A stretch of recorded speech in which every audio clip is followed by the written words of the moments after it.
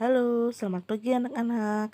Pada pertemuan kita kali ini, kita akan belajar tema 5 ekosistem, subtema 2 dengan mata pelajaran IPA, dengan materi hubungan antar komponen, ekosistem, dan jaring-jaring makanan di lingkungan sekitar.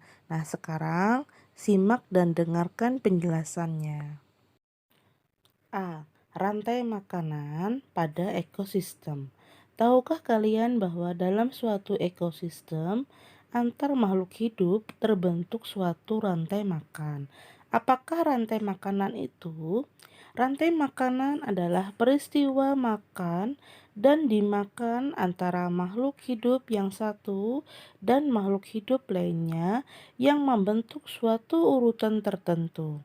Perhatikan urutan rantai makanan berikut ini. Nah, di bawah ada yang namanya produsen, konsumen, pengurai, atau dekomposer. Nah, dalam suatu rantai makanan terdapat beberapa peran seperti produsen, konsumen, dan pengurai. Produsen adalah organisme atau makhluk hidup yang dapat memproduksi sendiri makanannya dengan bantuan sinar matahari, misalnya tumbuhan atau fitoplankton. B. Perpindahan energi pada rantai makanan. Nah, sekarang perhatikan rantai makanan pada ekosistem sawah berikut ini. Selain adanya kegiatan makan dan dimakan dengan urutan tertentu antar makhluk hidup, pada rantai makanan pula terjadi perpindahan energi. Nah, penjelasan mengenai perpindahan energi tersebut berikut ini. Nah, di sini dapat kita lihat dari produsen. Produsen itu seperti padi, dimakan oleh konsumen pertama yaitu tikus, konsumen kedua yaitu ular, yaitu yang keempat lagi konsumen ketiga adalah elang. Nah, dan elang mati akan dilanjutkan oleh yang kelima pengurai atau dekomposer. Berdasarkan gambar di atas, tampak bahwa dalam ekosistem sawah terdapat tanaman padi, tikus, ular, burung elang, dan jamur sebagai pengurai. Nah, makhluk-makhluk hidup pada ekosistem sawah tersebut membentuk suatu rantai makanan dengan perannya masing-masing. Melalui rantai makanan tersebut pula terjadi perpindahan energi. Misalnya yang pertama, tanaman padi itu berperan sebagai produsen. Itu karena padi dapat menghasilkan makanannya sendiri melalui proses fotosintesis.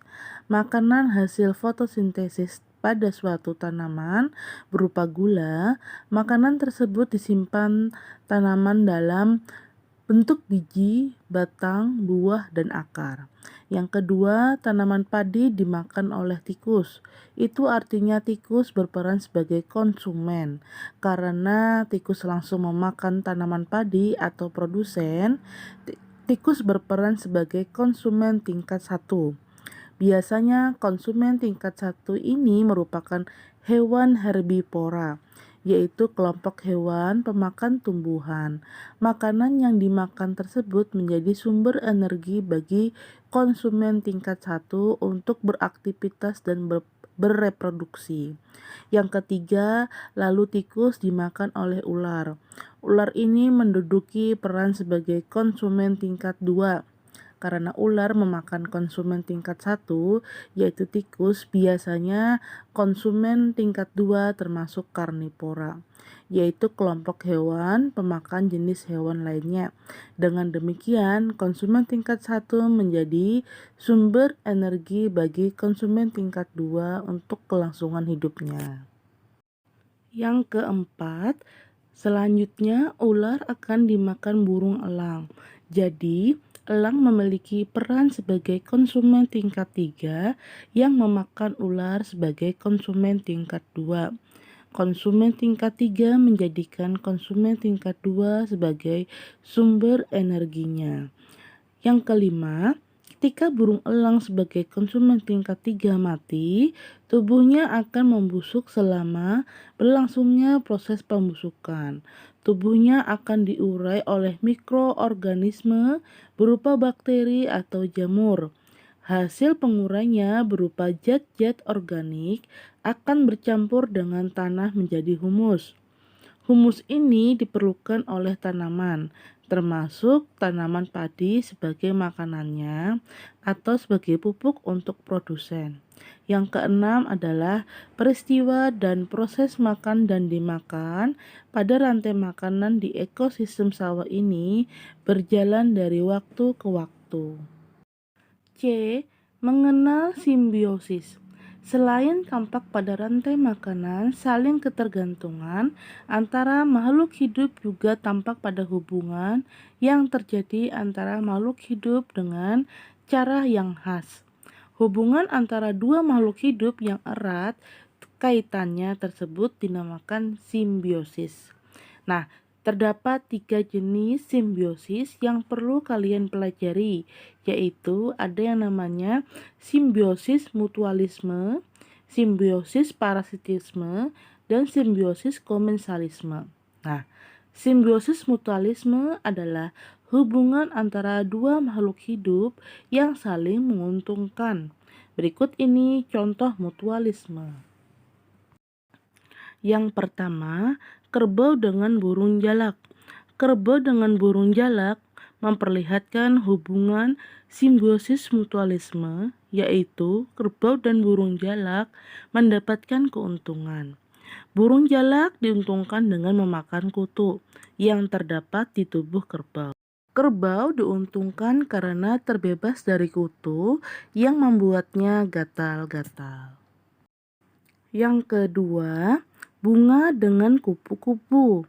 Hubungan antara bunga dan kupu-kupu adalah simbiosis mutualisme. Kupu-kupu diuntungkan dengan mengambil nektar bunga sebagai makanannya. Bunga diuntungkan oleh kupu-kupu yang membantu bunga dalam proses penyerbukan saat kupu-kupu berpindah dari satu bunga ke bunga lainnya. Nah, simbiosis komensalisme adalah hubungan antara dua makhluk hidup yang satu mendapatkan keuntungan, sedangkan makhluk hidup lainnya tidak dirugikan. Berikut ini contoh simbiosis komensalisme. 1. Ikan remora dan ikan hiu. Hubungan antara ikan remora dan ikan hiu adalah simbiosis komensalisme. Ikan remora diuntungkan dengan memakan sisa-sisa makanan dari ikan hiu dan mendapatkan keamanan dari pemangsa ikan remora karena dekat dengan ikan hiu. Bagi ikan hiu, ikan remora tidak membawa keuntungan dan tidak pula merugikan. Yang kedua, tanaman anggrek dan tumbuhan inang. Hubungan antara tanaman anggrek dan tumbuhan inangnya memperlihatkan simbiosis komensalisme. Tanaman anggrek yang menempel pada tumbuhan inangnya seperti pohon mangga atau randu terdapat keuntungan berupa air, sinar matahari, dan berbagai zat yang diperlukan saat melakukan fotosintesis. Untuk tumbuhan inang tidak mendapatkan keuntungan, juga tidak dirugikan dengan menempelnya tanaman anggrek. Simbiosis parasitisme adalah hubungan antara dua makhluk hidup yang satu mendapatkan keuntungan sedangkan makhluk hidup lainnya mendapat kerugian. Berikut ini contoh simbiosis parasitisme. Yang pertama, manusia dan cacing pita.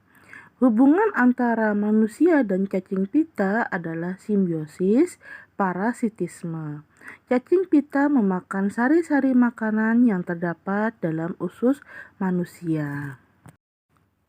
Manusia dirugikan dengan adanya cacing pita tersebut. Cacing pita masuk ke dalam tubuh manusia melalui makanan yang kotor. mengandung cacing pita atau tangan yang tidak dicuci. Yang kedua, benalu dengan tumbuhan inang. Hubungan antara benalu dan tumbuhan inangnya adalah simbiosis parasitisme.